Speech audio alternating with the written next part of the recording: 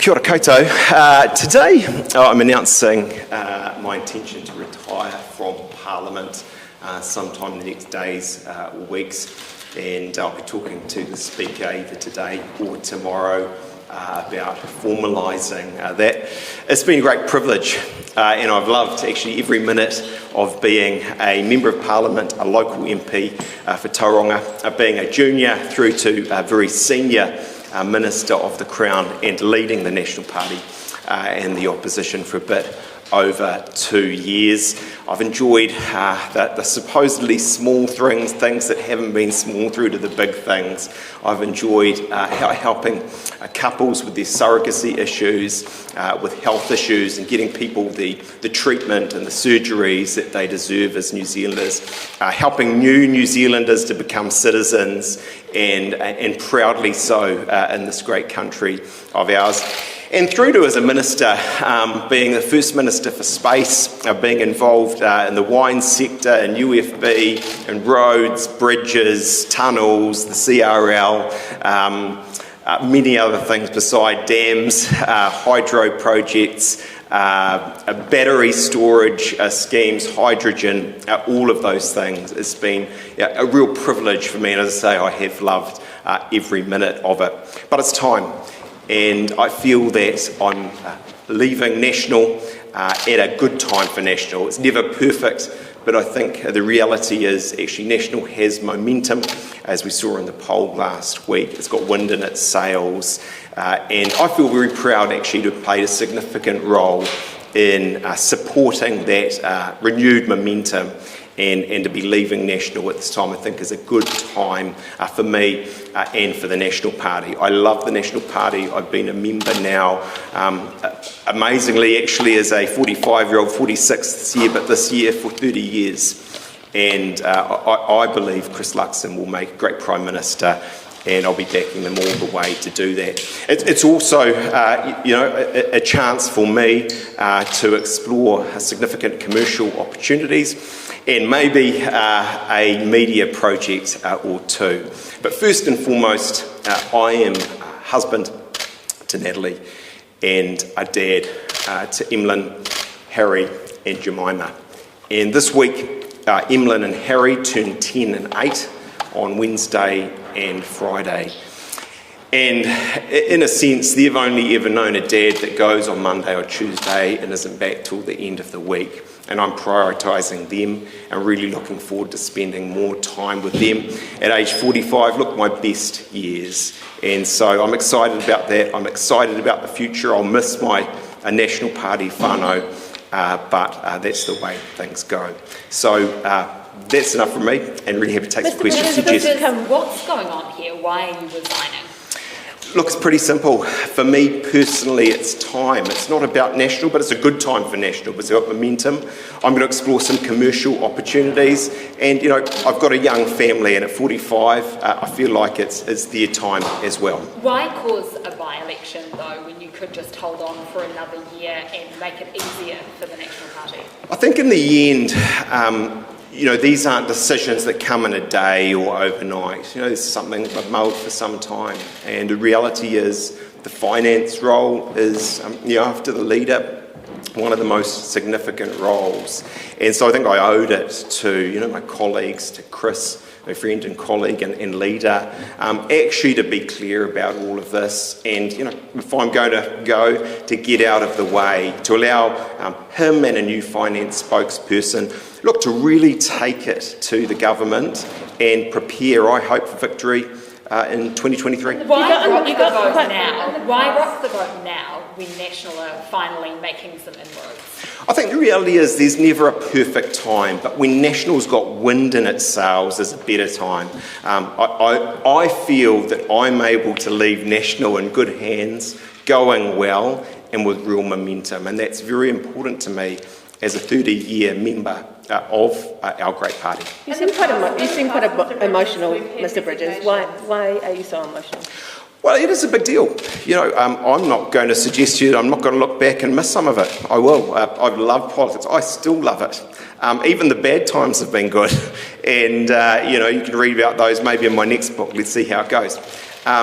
So there are things about this place that I will miss. I have fire in my engine, but what's also true is for me, at 45, 14 years in Parliament, when I look at it, it's a good time for National, it's a good time for me, and it's a good time for my family. What has been your darkest day in politics? I think politics in any significant career, if I can say that about myself, has highs and lows. But in the end, I wouldn't swap any of it. I've loved it. I've really enjoyed it. And I'm going to look back actually with fondness at the good times, at achievements, but also at the roller coaster that is New Zealand politics. So you did. Sorry, just to clarify. Resignations, and particularly National Party resignations, then we've found out that there have been other reasons, that there have been some scandal or something else. Is there absolutely nothing else behind your resignation apart from the... Absolutely not. If there was, I'd probably stay and tough it out. There just isn't. My reasons that I give you are the reasons that are real. And in the end, I suppose we all, in careers in life, make significant decisions where we weigh the pros and the cons, and that's what I've done. For me, it's a good time for National, it's a good time for my career to step out and explore some commercial opportunities, and it's a good time for my family. Do you not worry that you might compromise National's performance and momentum? You're a senior person, you've got that finance in a particular role. Couldn't you compromise the progress the party's making by this decision? I think in the end, no matter how big the character, when a Member of Parliament leaves, we all like to think we'll leave a legacy and people will miss us, and maybe they will for a little while, but things move on pretty quickly. And I've got real confidence that National has the calibre of people to step in, to gear up, to hold the government to account and actually be a persuasive, compelling proposition in 2023. Is there a degree of talent and experience left within the caucus? You've had significant resignations over a number of years. What actually do you leave in terms of that caucus? I think so. And I think what's true is, look, actually, in any 3-year cycle, there'll be a by-election or two. I think, after a significant career, I've made my decision. And that you've left, do they have the depth and the experience given, what's happened to the party over the last couple of years? And my answer is, I think so. And I think what's also true is this is not out of the run of normal things that happen in a 3-year cycle. Let's go to Brent, then Jason. How's that? So you've criticised the government for wasteful spending, though. Now you're going to put the expense of the by-election. I think in the scheme of a 14-year career, being a Member of Parliament all that time, a junior and a senior minister who's overseen multi-billion-dollar projects, it's a pretty small sum in the scheme of things. You've said you're going on to different commercial opportunities. Does that mean that you've left your legal life behind you? You're not going back into the law? Yeah, I suppose a character fault of mine is I like to keep things interesting, Jason. And the reality is I've been a lawyer, I've enjoyed that. I don't have a practicing certificate anymore. I love being in law.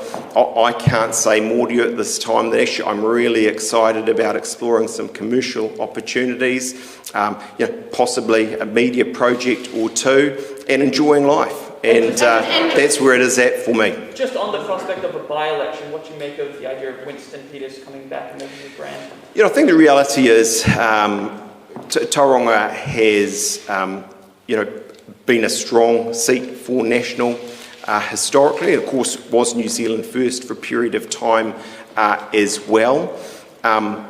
I feel quietly confident for National in as much as it's one of the strongest seats in terms of membership and a variety of other things. It's a very different city today than it was, say, 20 years ago.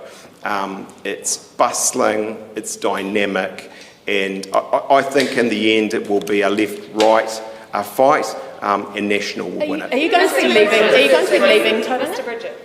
No, not necessarily. I love Tauranga. I think I've lived there now for 22 years.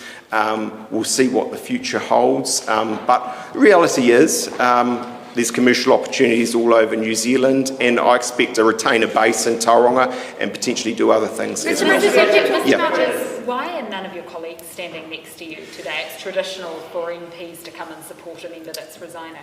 I suppose in the end, because this is uniquely personal, ultimately this is not a comment about the National Party. I have said to you, I think, whilst these things are never perfect in terms of timing, it's a good time for National when it's got some wind in its sails. But I make this decision, which I grant a significant one for me, and in a sense, possibly maybe a little for the Parliament as well. And yes, there is a by-election, but it's a personal decision for life reasons for me, for choosing family, for choosing new careers. And that's why, look, my call is, to front you, talk with you, maybe, I hope not for the very last time, but one of the last times by myself. I mean, you're Mr. Bridges. Craig. Can you say it to me one more time? No, life moves on. And, I think what is true is this is a decision that, hasn't happened overnight. And I make it for the right reasons. It's time. I feel like it's good for National. I feel like it's good for me. And I think certainly Natalie, Emlyn, Harry and Jemima think it's good for them. How is Yeah, Luke. Mr. Bridges, how long have you been thinking about this for? Has there been any precipitating event, at home? No, there hasn't been a precipitating event. But, it is a sort of thing that I couldn't put a period of months or anything like that on it, but it doesn't happen overnight.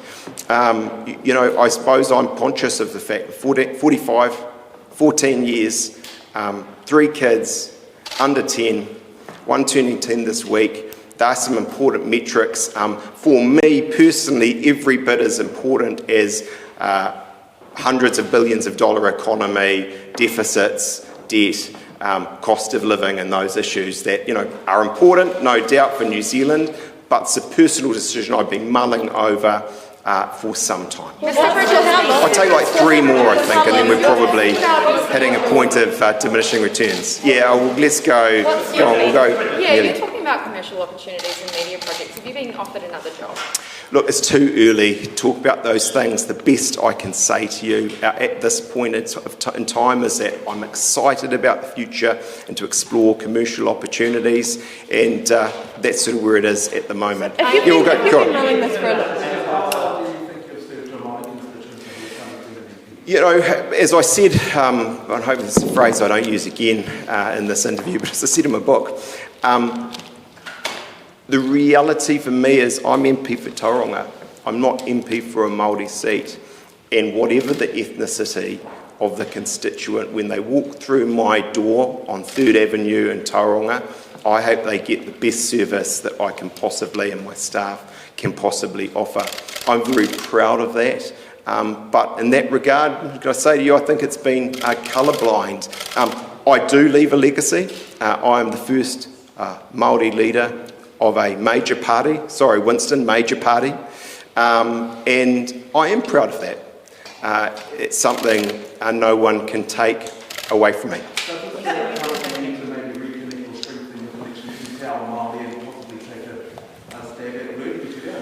I think the reality for me is, whilst I wouldn't overdo it, my reo is better today than it was a year ago. It's better a year ago than it was 5 years ago. And what is true is I'll certainly have, I hope, a bit more time to focus on some things such as that. Let's go, Henry. Let's go, Henry. You've worked in London for a while, you wrote a book about how much you like the United Kingdom. Would you be interested in any diplomatic posts that might be on offer?